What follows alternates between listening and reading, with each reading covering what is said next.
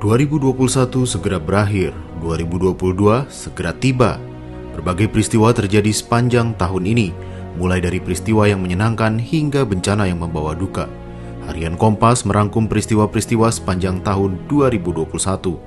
Mari mengulik kembali ingatan kita, siapa tahu kita punya kenangan tersendiri atas peristiwa-peristiwa ini.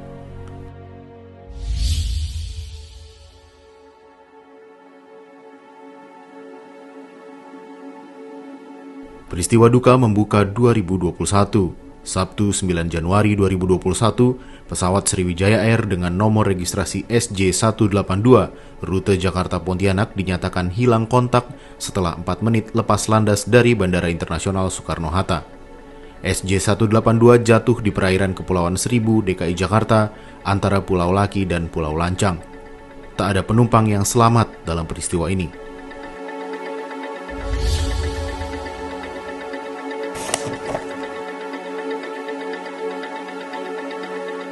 Di bulan kedua, pada 26 Februari 2021, Komisi Pemberantasan Korupsi melakukan operasi tangkap tangan terhadap 6 orang di 3 lokasi berbeda di Sulawesi Selatan. Salah satunya adalah Gubernur Sulawesi Selatan Nurdin Abdullah. Berselang 2 hari kemudian, KPK menetapkan Gubernur Nurdin sebagai tersangka kasus korupsi proyek infrastruktur di lingkungan pemerintah Provinsi Sulawesi Selatan. Negara dirugikan lebih dari 5 miliar rupiah akibat peristiwa ini.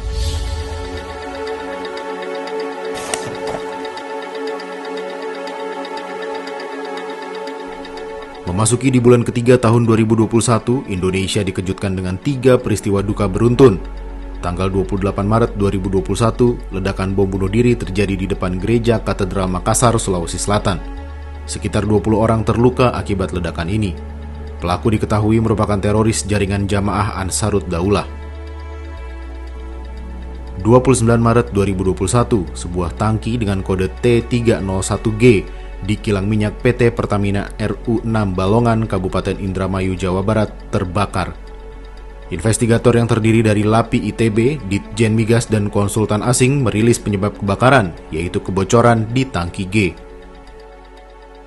Berselang 2 hari, pada 31 Maret 2021, teror terjadi di Mabes Polri. Seorang perempuan di dalam kompleks Mabes Polri melepaskan tembakan ke anggota polisi di pos penjagaan. Baku tembak untuk melumpuhkan pelaku tak terelakkan. Pelaku tewas ditembak. Ia diketahui merupakan teroris jaringan radikal NIIS.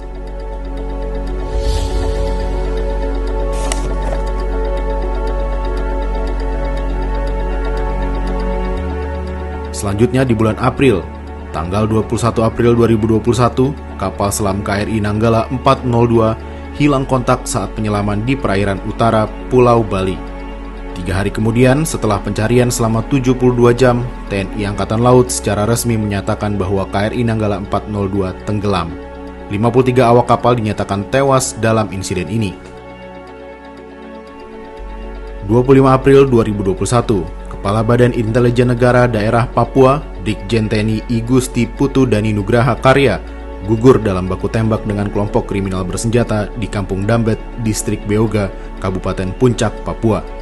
Baku tembak terjadi saat korban dalam perjalanan menuju Kampung Dambet beserta Satgas Bin dan Satgas TNI Polri. Rombongan tiba-tiba dihadang oleh KKB.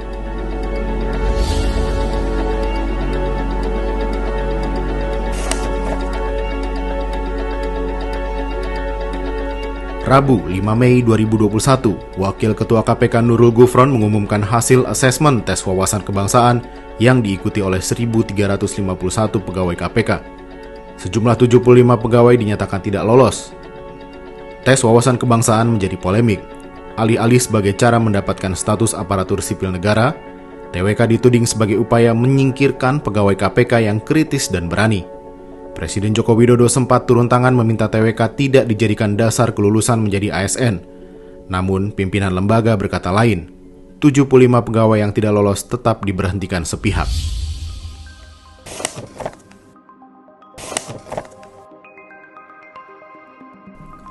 Juni dan Juli 2021, Indonesia dilanda badai COVID-19 yang membuat ketar-ketir semua orang.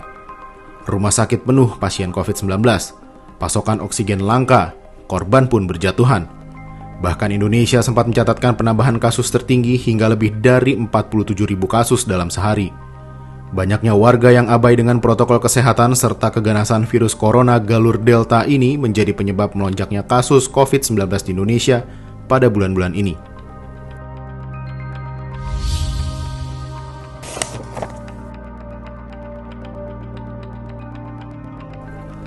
Memasuki bulan Agustus 2021, Greysia Poli Apriani Rahayu membawa kabar sukacita dengan membawa pulang medali emas Olimpiade Tokyo 2020.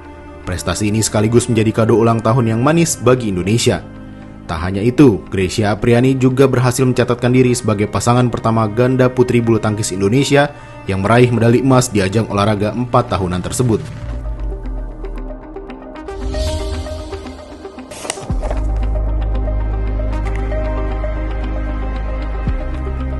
Bergeser ke September 2021, kebakaran mengawali bulan September yang harusnya ceria ini. Tanggal 8 September 2021, Lembaga Pemasyarakatan Kelas 1 Tangerang terbakar. Peristiwa ini merenggut 49 nyawa dan puluhan warga binaan mengalami luka-luka. 3 petugas ditetapkan sebagai tersangka dan dinonaktifkan dari jabatannya karena lalai menjalankan tugas. Masih di bulan yang sama, korupsi lagi-lagi terjadi. 25 September 2021, KPK menetapkan Wakil Ketua DPR Aziz Syamsuddin sebagai tersangka kasus korupsi pemberian hadiah atau janji terkait penanganan perkara yang ditangani KPK di Kabupaten Lampung Tengah. Aziz disinyalir punya orang dalam di KPK yang dapat digerakkan membantu penanganan perkara.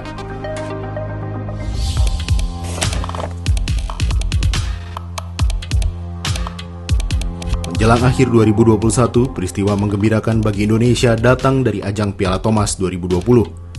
Tim bulu tangkis putra Indonesia berhasil mengakhiri penantian 19 tahun puasa gelar di ajang tersebut. Jonathan Christie dan kawan-kawan memboyong Piala Thomas ke tanah air. Peristiwa ini pun membuat tim bulu tangkis Indonesia banjir pujian.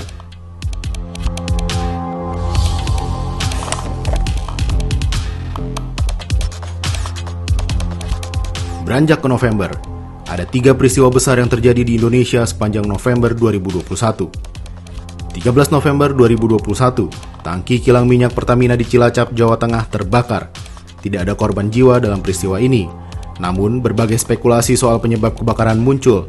Tak sedikit yang menduga kebakaran dipicu faktor alam yakni sambaran petir. Tapi banyak juga yang menduga adanya kesengajaan dalam kebakaran. 17 November 2021, Presiden Joko Widodo resmi melantik dan mengambil sumpah jabatan Jenderal Andika Perkasa sebagai Panglima TNI. Jenderal Andika berjanji akan melanjutkan tugas pokok TNI yang sudah tercantum dalam Undang-Undang Nomor 34 Tahun 2004 dengan sebaik-baiknya.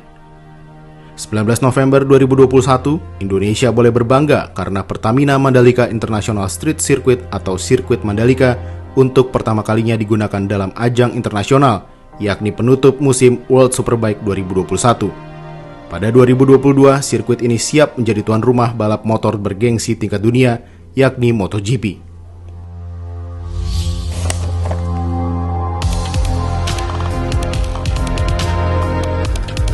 Indonesia menutup tahun 2021 dengan awan panas guguran Gunung Semeru pada 4 Desember 2021. Tercatat 50 nyawa melayang dan puluhan ribu warga mengungsi akibat bencana ini. Bencana penuh ironi ketika di tengah duka warga, ada rumah produksi yang justru mengambil gambar di lokasi pengungsian. Kepiluan lain menyeruak bersamaan dengan kasus pemerkosaan 12 santriwati yang diduga dilakukan HW, guru agama di Kecamatan Cibiru dan Antapani, Kota Bandung. HW melancarkan kejahatan ini dengan iming-iming pendidikan bagi para korban yang masih di bawah umur. Atas perbuatannya, HW terancam pidana penjara 20 tahun. Hingga kini, sidang kasus HW masih terus bergulir.